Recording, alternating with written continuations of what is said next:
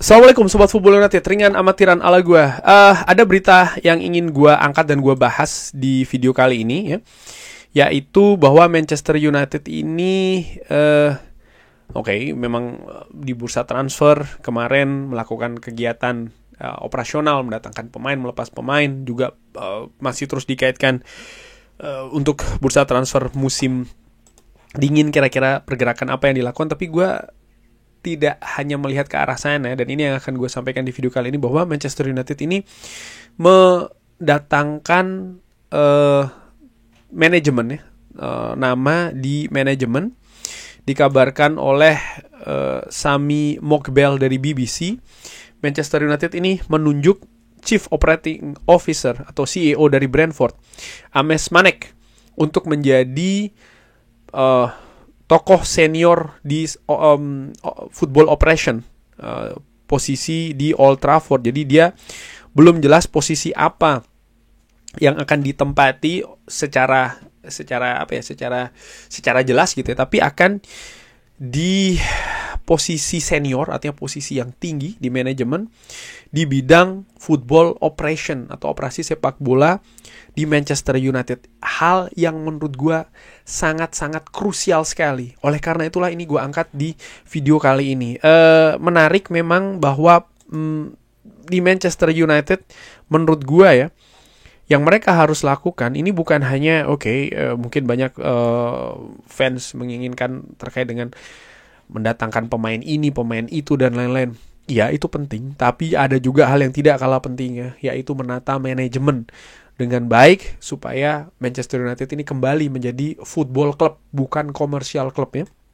Dan apakah penunjukan Ames Manek sebagai Director of Football Operation, ini The Athletic sudah mengkonfirmasi bahwa posisinya akan sebagai Director of Football Operation, direktur dari operasi sepak bola atau football operation. Ini sekali lagi bahwa posisi yang sangat penting sekali. Gue berusaha untuk mencari informasi ya, siapa itu Ames Manek. Dari BBC mengatakan kalau Manchester United ini menambahkan ke tim manajemennya dari Brentford Ames Manek. Manchester United menunjuk CEO dari Brentford Ames Manek untuk menjadi tokoh ataupun mengisi posisi senior ya di football operation, dan sudah dikonfirmasi oleh The Athletic bahwa posisinya adalah Director of Football Operation. Manek sendiri ini bergabung di tahun 2022 di Brentford ya sebagai Business Operation Director. Jadi lebih dari sisi bisnis pada saat itu, sebelum akhirnya dipromosikan menjadi Chief Operating Officer, jadi CEO di bulan Juli tahun 2024. Sebelumnya dia menghabiskan 5 tahun di Arsenal dan sempat menjadi Head of First Team Football Operation atau kepala dari Football Operation untuk tim pertama Arsenal. Di Brentford, peran dari Manek sendiri ini tentang administrasi, lebih tentang administrasi, tapi di Manchester United dia diekspektasi untuk memiliki fokus yang lebih lebar lagi terkait dengan hal-hal yang terkait dengan sepak bola ya, untuk tim laki-laki dan juga tim wanita Manchester United. Gue berusaha untuk mencari tahu profil dari Ames Manek ini, dan gue temukan di LinkedIn ya. Ya, dia pernah bergabung di Arsenal. Pada saat itu posisinya dari bulan September 2015 sampai dengan Juli 2018 Head of Academy Football Operation. Jadi dia mengepalai football operation di akademi dari Arsenal, dan setelahnya dia naik menurut gue promosi ke tim utama Arsenal sebagai Head of Football Operation di tim utama Arsenal. Setelah 2 tahun ya di akademi, dia naik ke tim utama juga dalam jangka waktu 2 tahun sebelum dia pindah ke Brentford di bulan Januari 2022 sebagai Business Operation Director selama 2 tahun, dan di bulan Juli 2024 dia dipromosikan sebagai COO dan telah menjabat kurang lebih 1 tahun 4 bulan di Brentford. Sebelum di sepak bola, profilnya dia adalah sebagai bekerja di dunia perbankan ya, di Barclays Bank, salah satunya sebagai Director of Global Deals di sana selama 1 tahun 9 bulan di perbankan ya. Dan dari teamworks.com gue juga mendapatkan keterangan profil dari Ames Manek. Gue akan artikan ya bagaimana perjalanan Ames Manek di profesionalnya ini sebenarnya digolongkan sebagai perjalanan yang tradisional. Memulai karir di dunia retail, dia lalu meningkatkan skillnya di bidang efisiensi organisasi. Menarik ya, efisiensi organisasi. Lalu bagaimana di bidang customer juga ya, dan di bidang strategic planning. Dan dia melihat bahwa skill-skill inilah yang akan membantu dia ya di dunia profesional sepak bola. Transisinya menjadi atau bergerak ke dunia olahraga ini bukan hanya kejadian yang begitu saja, tapi dia juga sangat mempertimbangkan perpindahan karirnya dengan roadmap yang dia pikirkan, artinya peta yang dia ciptakan, dan juga passionnya ataupun keinginannya di dunia operasional. Dia menekankan pentingnya memiliki seseorang ya, memiliki rencana karir yang jelas, khususnya mereka-mereka yang ingin bergerak ataupun memiliki karir di dunia olahraga. Untuk Ames, adaptasi, curiosity atau keingintahuan ya, dan juga keinginan untuk belajar di banyak pihak, di banyak bidang ya, ini merupakan kunci dari kesuksesannya. Di belakang setiap kesuksesannya di klub sepak bola, dia ini dikenal sebagai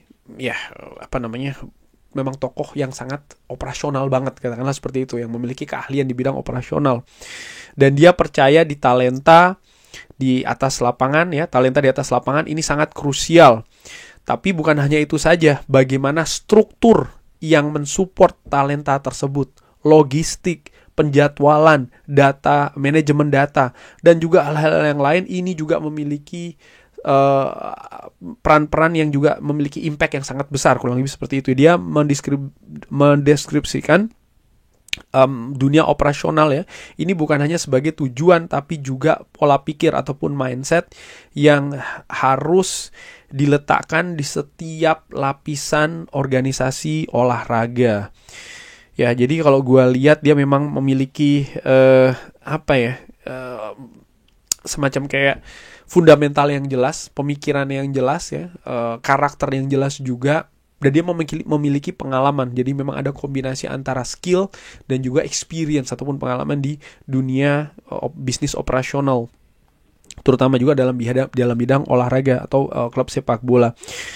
Di paragraf lain, dia juga berbicara terkait dengan peran transformasi teknologi di sepak bola modern, dari analisa performa sampai dengan platform untuk berkomunikasi dan juga teknologi.